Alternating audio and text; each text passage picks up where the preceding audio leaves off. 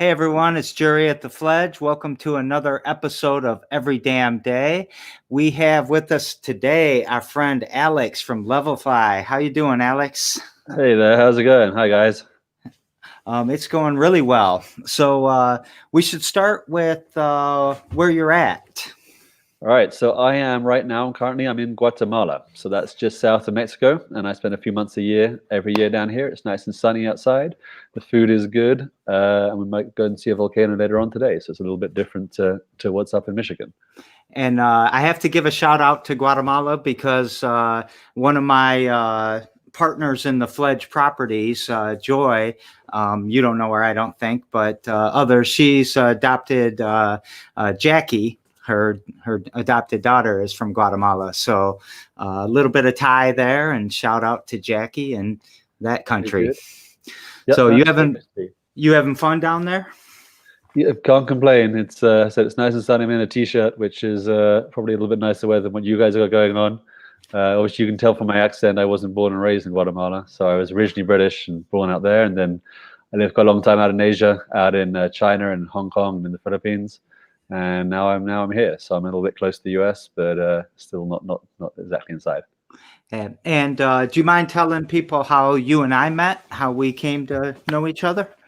Yeah, so I was one of the participants of a program which the Lansing MEDC put together to help insurtech companies. So that's entrepreneurs who are running little companies trying to help insurance.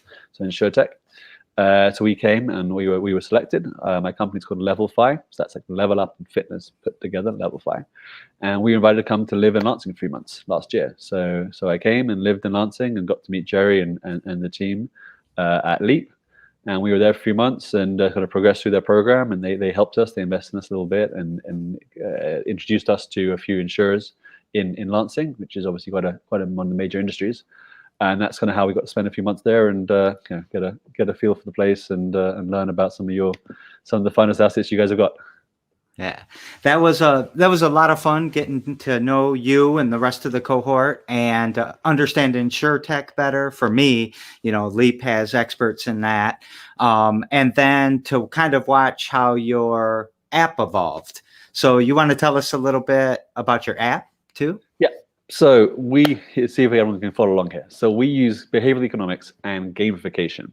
Right. So what is gamification? Gamification is if you make anything a game, make it more fun, make it more interesting, get people to challenge each other and compete against each other and have scoreboards and leaderboards and challenges and prizes. People get more excited about things. So we decided to use these kind of ideas, and they're quite well known, sort of the science behind it's quite well known, to sort of encourage and motivate and reward people to be more active, to take more steps, right? Because you've got a step counter on your phone. Everyone's got a phone. Everyone can count their steps. So we saw this idea of let's make it more fun, make it more interesting to get people to count steps. And not only that, but let's kind of focus on people who aren't traditionally motivated, right? So we're not looking at just those kind of Fitbit people who take 10,000 steps a day, which is awesome. We're saying that, hey, if you're 300 pounds, you're 400 pounds, if you're a drinker, if you're a smoker, I think 4/5 of Americans have never been to the gym before. Those kind of people, it really, really helps them. If they take a few more steps, they just get off the couch and walk around the couch a little bit, they can reduce their risk for chronic disease quite significantly. Right, so you lower your risk for cancer, for diabetes, for cardiovascular disease, and for now morbidity for COVID-19. So the idea is we can get those, we can make it more fun and interesting as people take more steps, can compete against each other. And we put some prizes, and we actually put some cash prizes in so people can win real cash, which is always a nice motivator. They lower their risk of getting disease, and they lower their disease. We make our money as a company by making people healthier in the aggregate populations, and that's for insurance, for health insurance and life insurance. So when people don't get diabetes and don't get cardiovascular disease and claim their insurance, the insurers like that because they get to save money. And that's how we make our money. So we've kind of developed this app, this platform of apps and games where you can download for free, you can play the app, you can try and win some cash by taking steps or learning about insurance or just doing healthier things in your life. And when you win money for doing that. So that's kind of where we're at right now.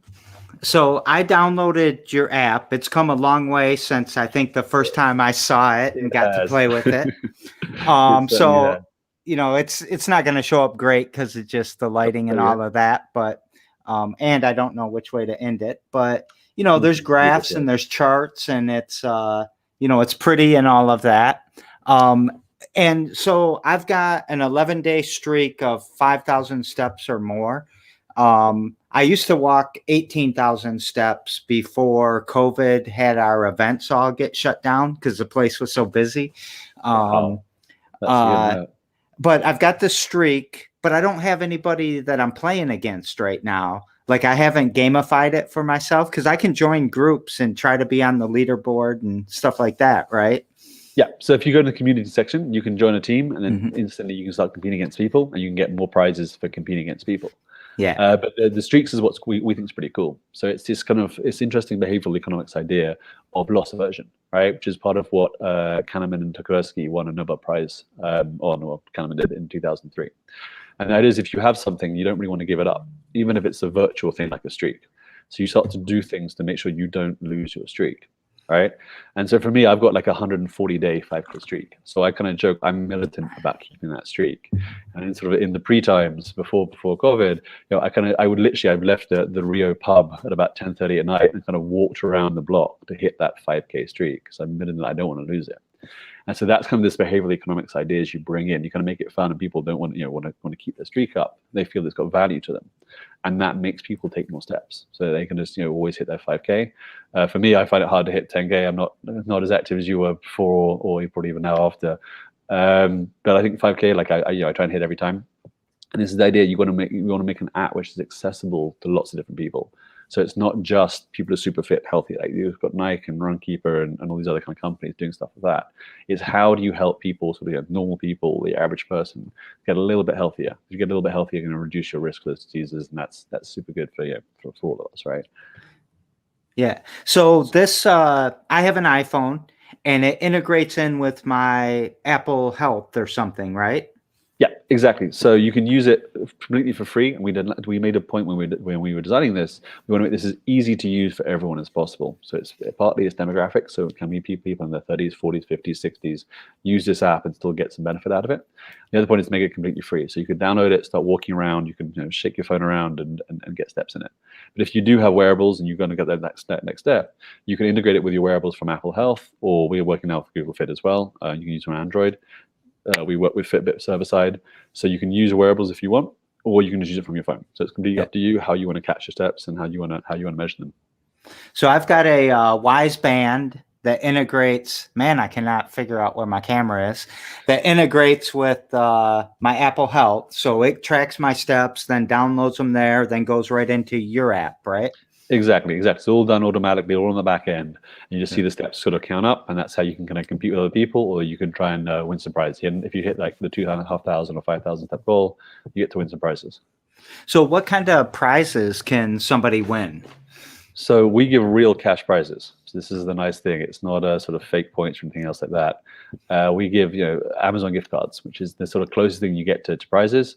The biggest prize we gave away was a few months ago. We gave $500 to someone, to an expectant mother. She was obese, and she just took some more steps. She hit her goals, and we have a special algorithm in the background which kind of works out like everyone has a goal count they need to hit. And so she hit her goal, she spun the wheel, and she won a $500 prize. That was pretty cool.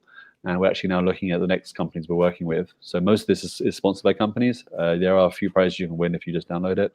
But obviously, there's if a company sponsors this for their employees, there's a lot more prizes in there, so you have a much better chance of winning. We're actually working now trying to get a $5,000 prize for charity. So we're going to try and get some different states to compete on a challenge, and the state which sort of wins the most of the people there, they can give a $5,000 prize to the charity of their choice. So it's going to hopefully significant. That's nice. That's really nice. So over the last summer, I guess it was, I was playing around with an app called Peepo. That was it was like TikTok, but every time you gave a like, it was backed with a crypto.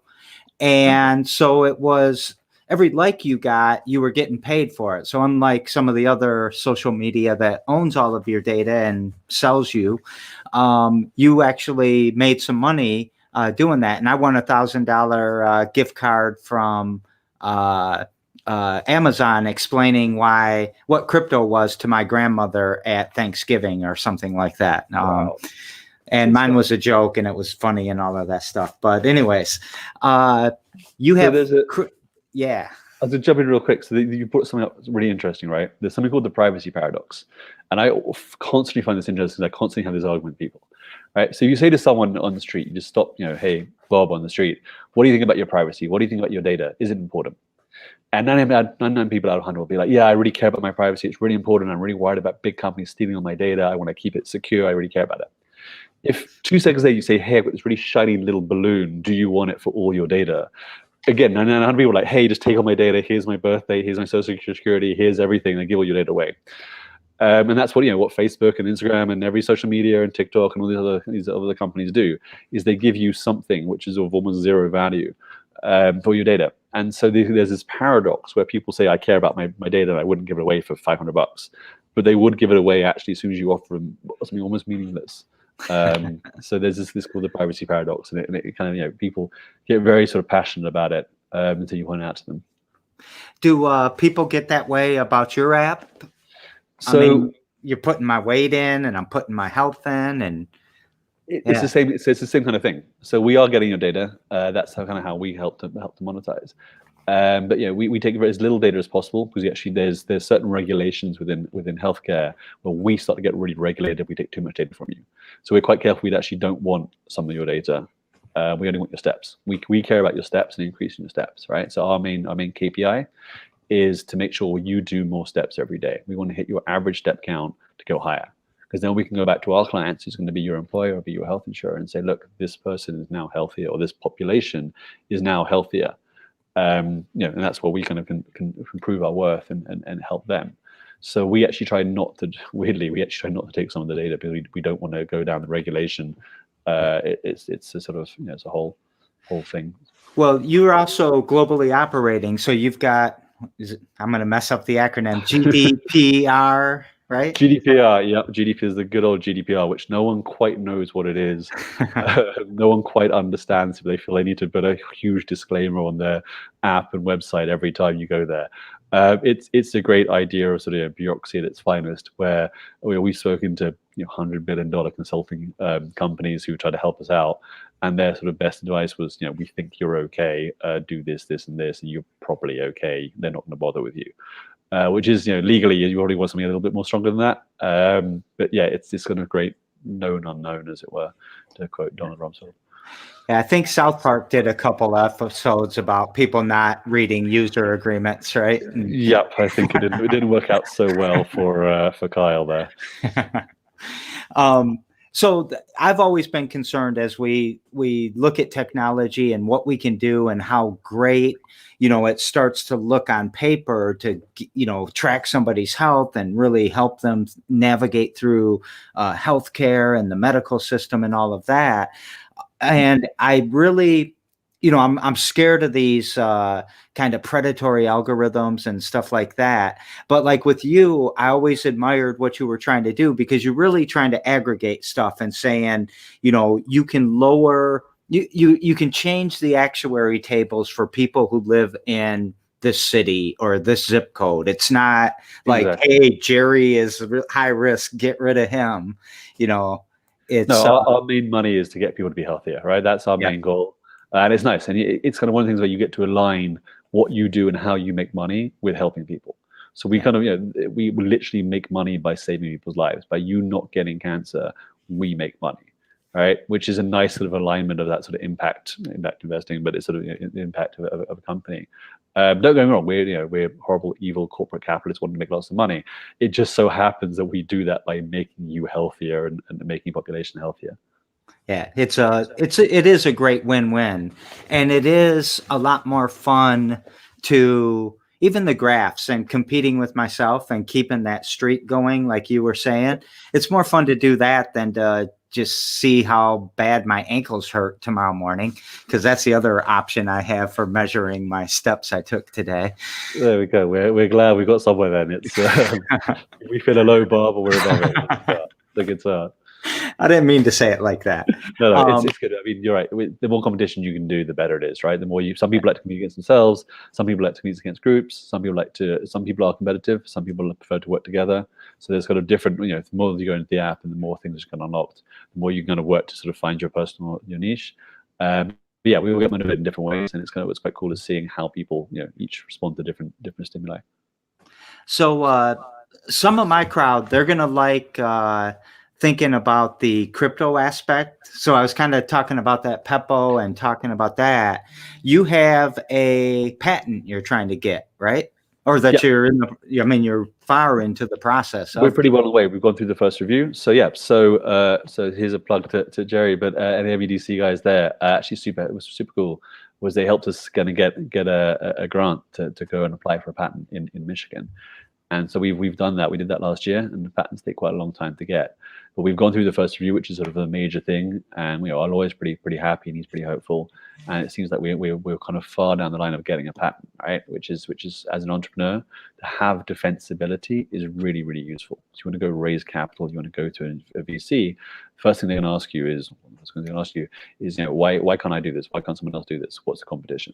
So if you do have these patents kicking in, you can say, look, I've actually got real defensibility because I've got a patent. So our patent is around these streaks. So we've applied around people getting streaks, and then actually if they lose them, you can do certain things to regain your streak. And so if you you take 20 days of 5K or 10K or Jerry's 18K steps, and one day you're feeling ill or you got a commitment, so you can't do stuff. We have some ideas, some options there where you can regain your streak and not lose it. And so we make you do even more steps, but you can get it back. Because I've been out and not being able to sort of gone out for dinner, right? Not being able to leave the table, and my streak gets to 4,800. I'm like, what the heck? Like, this is annoying. I've got like a 100-day streak I'm about to lose. So we have this ability where you don't have to weirdly get off from the table at dinner and run around back and forth up a restaurant. You can still get your 5K, or you can keep your streak going the next day. So long story short, So super useful. when you're tapping into somebody's competition like that, once I lose my streak, I'm going to throw my phone in the river, aren't I? Exactly. I mean, that's part of where it came from, right? So a lot of these things came from my own personal frustration, right? The 5K. I make this app for a living, and I still am like a minute and hitting that 5K. I could go to the database and change it all and give myself 5K steps, but I want to hit that 5K and see my streak. And it happened once, twice. I couldn't get out of something. I was like 4,920 or something. Something really, really close. And it was frustrating as heck. And I was like, I want to throw my phone in the river. So I thought, how about we turn this into a positive? And so now you have to go and do 7,500 steps. You get your 5K step back the next day. This is really a soft lob to me, man. But this sounds like what Trump's trying to do at the end of this election here. I'm close, so stop voting. It's okay. All right, we're not going to go there. We'll leave that there. Well, I have to say we're enjoying this season finale of the America show.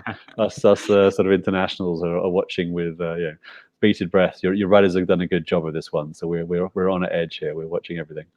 It's like when you say it that way, it's like a nightmare. What's that movie or that show, Black Mirror or something? Black Mirror, where yeah. America is just a huge TV show and entertainment for the rest of the world. It's certainly keeping us glued and watching and refreshing every 5 seconds. So it's been my last few days at least. So are you guys got odds on who's going to win or anything like that? Any drinking games that you play? I'm actually treating myself this weekend. There's the Old City. It's a place called Antigua, about 2 hours from the main city here. It's this beautiful old city. It's the old sort of sugar capital of Central America. It's all cobblestone streets and 2-story high buildings. My favorite bar in the world, after, of course, Stober's in Lansing, is there. So I'm going to go down there and have a drink or two and see some friends. I haven't been back for 8 months. So I'm going to have a nice weekend. So there may be some a beer or two in hope or commiseration, depending on what happens with the election there. And are you currently stuck in Guatemala? Like, can you travel anywhere? So I was actually a bit of a COVID refugee. So I was trying to live in Guatemala, and I went back to the UK, so where I was born and bred in London, right? And I went back for a week for a conference at the end of February. And obviously things changed pretty quickly, and the travel bans and everything else. So I spent 3-4 months in London, sort of made my old home, seeing my family and friends and stuff. And then I went 3-4 months in Barcelona, where my co-founder is. So she's there. And so I finally only actually got back to Guatemala, my kind of home, a week or two ago. So I'm actually kind of done the other way around and finally back here as opposed to traveling. Yeah. So to the name of the show, Every Damn Day, is there something that you do every damn day that pushes your needle forward, your mission forward, either for yourself or your company? Yeah. So, as I mean, no surprise to anyone's listened last like 2 minutes and 53 seconds, it's the 5K steps, and I kind of joke about it, but it's true, right? So, one of the reasons I actually started this company was I was hitting my mid-30s. I wasn't being particularly active. I wasn't being particularly healthy, and I personally doubled my steps. Right, I was doing about 2,500 steps a day beforehand, and now I sort of hit that 5K. So every day I want to hit that 5K, and I'll walk up and down around the sofa. I'll leave the bar, whatever it may be. I'll hit that 5K, and I'm pretty militant about that.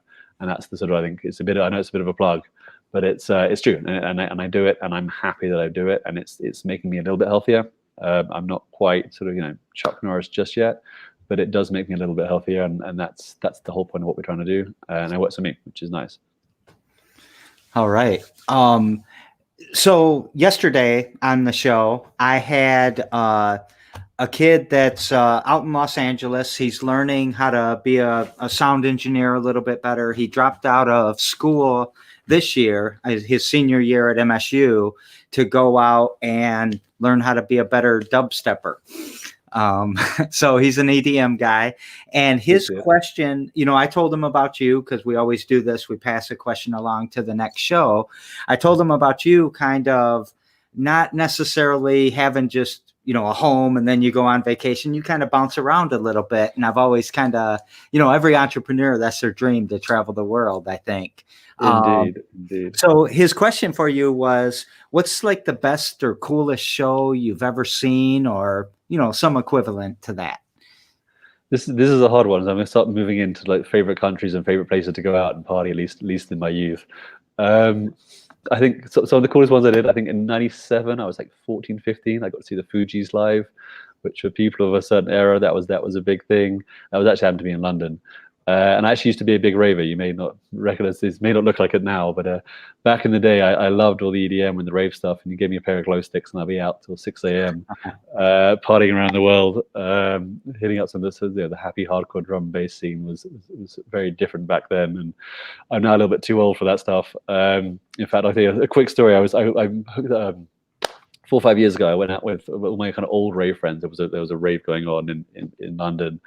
And so my old rave friends said, "Hey, let's go to this. Look at the lineup; it's amazing. It's all the DJs we used to love when we were kids."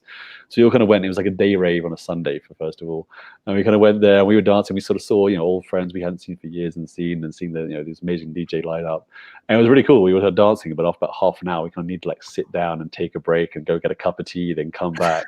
So it was a bit depressing in that sense of like you got to realize you're a bit old for it when you have to sort of sit down after half an hour as opposed to partying and jumping up like a maniac till 6 in the morning. But I think in terms of going out, in terms of partying around the world, it's also it lies into a little bit of some of my favorite place to go out, or it used to be when I was more of a party person. Big fan of places like Bangkok, Hong Kong, out in Asia, and Manila. Some of my favorite places. One of my favorite places in the world, randomly, is Almaty in Kazakhstan, which probably doesn't get flagged too many times. And obviously, there's the Borat movies come out, which is kind of reignited the Kazakh stuff. So don't get into the politics of that, but it's one of my favorite places in the world to hang out. I've got some great friends there, and it's a cool place to go out and have a few drinks. So that's one I like as well. All right. So do you think your steps would be just through the roof if you had your app during your rave days? Yeah, I'd love it if I go back to being 18 and give me a pair of glow sticks and 8 hours of jumping up and down like a sort of Duracell bunny. 40,000 steps or something. Yeah, you'd win a bunch of golden tickets as our currency in app, so it'll be good. Yeah. Okay, so tomorrow I've got another young entrepreneur on the show. His name is Miles, and he's got a fashion brand that he started called Styles by Miles. And he is trying to open a few retail. He really wants to control the aesthetic and the retail and all of this. What type of question would you like me to pass on to him? So it's more a kind of ephemeral question, or some sort of quasi sort of philosophical here. Is like the ideas of fast fashion. So is fast fashion around? Is it going to stay? Is it going to change? Is sort of the sort of ethics of fast fashion and sort of the issues of supply chain management, or supply chain, is it going to impact stuff, or does he think people are going to keep on give lip service to it, but keep on buying fast fashion regardless? Or does he think there's going to actually be a change to fashion, and people are going to wear stuff more than once? Is secondhand things can come in to be a bit more important, and people look at more sort of long-term sustainability as opposed to sort of wear a t-shirt once, throw it away, move on. And I think there's the idea of what people want to do. Again, it's this back to the privacy paradox idea. It's what people want to do, what they say they're going to do, what they actually do, and that might be quite different. But he's going to be the expert on that. Yeah. So, but seems like you have some thoughts on that. I mean, that's a pretty elaborate question. What are your thoughts? What do you think is going to happen? Because I always turn this question on the person that asks it too. I was hoping to leave it with him. It's a tough question. He let him make the tough answers. I think we call me a bit of a pessimist, a bit of a misanthrope here, but like I think we always like to say we're going to do these really good things. We always say we're going to recycle. How many people actually do and what they do is different. Obviously, it's known. There's this issue is known, and I think unless you kind of have real reason to change, things might not happen. Now, given COVID-19, like how much has fashion changed during COVID-19? Are people wearing more clothes or probably buying less clothes? I'm guessing that's the case. I think things, society changes and stuff like that might kick in, but I'm not less hopeful there's going to be a major shift, but hopefully there'll be a minor shift. And as we like, what I do for my daily living, right? Nudges are always good. The more you can nudge people, and maybe things like tax policy and stuff, but nudging people is good to be a little bit healthier and help the world, or help climate change, whatever it may be. That's the way you do it. Yeah, I love the question. I'm gonna love talking to him about it because honestly, his view. I already know what he wants to do, but exactly like what you're saying, those intentions can get really derailed when you figure out, well, that shirt's going to cost $55 now, and that means I got to sell it to 300, but I wanted to sell it in this community that can only afford 20. Yeah, trying to do like now what? I mean, my previous life, right? I was studying hardware. I was the first people to make our company we made solar powered Bluetooth speakers in like 2008. We did that. We made the world's smallest phone charger. We actually made hardware out in China, and trying to work out retail margins. They're brutal. Retail is a brutal industry. I commend anyone who can make some money there, because it's a tough one. You can make a lot of money, but it's hard. And you got to make the product at 4 or 5 times less the cost, right? So if you're selling a T-shirt for $10, at least in electronics, we have to make the product for $2, so $2.50, right? So trying to work out how you make that and kick all those margins in to so everyone's happy, you can sell stuff. It's hard, and trying to sort of fight over 10 cents. I kind of joke that I kind of cut my teeth, negotiating for days on end in the middle of China. And pronounced at the end of the line in a second-rate Chinese city. Over screw prices and sticker prices and stuff like that, because you've got to just drive those margins down. And it's kind of name the game, and it's an interesting education. But to do it is tough, and it's a hard one, and it grinds on you. So good luck to anyone who's doing it. You're stronger than I am. So let me just do a little bit of business for the Fledge's channel here. Everyone, remember to please subscribe to the Fledge YouTube channel. Please remember that Every Damn Day airs every damn day at 2 p.m. Tomorrow morning, we've got 99 Problems, but a Pitch Ain't One. And then coming up on every Tuesday at 3, we have 10,000 Fledges, which is our journey to build and put 10,000 Fledges around the world. Well, first of all, shout out to Leap for bringing you to Lansing and giving me the honor to get to know you. I really enjoyed working with you. You gave me way too much credit for any patent. I don't deserve any shout out. That's all you. That's just a small grant that I helped you get. But I love crypto. I love that there's a little bit of a tie into that. And a lot of my crowd would like that as well. So thanks for coming on the show. Thanks for taking the time out. Taking the time to do it. Is there anything that you want to go out with? And definitely promote something. Tell us some website or something. If we can promote it, everyone's welcome to download. It's LVLFi. It's LVLFi. You can search in the App Store if you want to download and have a play. Definitely talk to your corporate HR if you have the ability to tell them, because they can put all the money in, so you can get more money from your boss, which is always nice. And otherwise, as we like to say, LVLFi, live active and level up. I love it. It's perfect words to go out with. And you just reminded me, Joy's an HR manager at Consumers Energy. So that's the woman I was talking about with the Guatemalan daughter. Let's make another connection there. Let's do it. So thank you very much. Nice talking to you. And awesome. Hopefully I'll see you soon. Good. Cheers, guys. Thanks a lot. It's been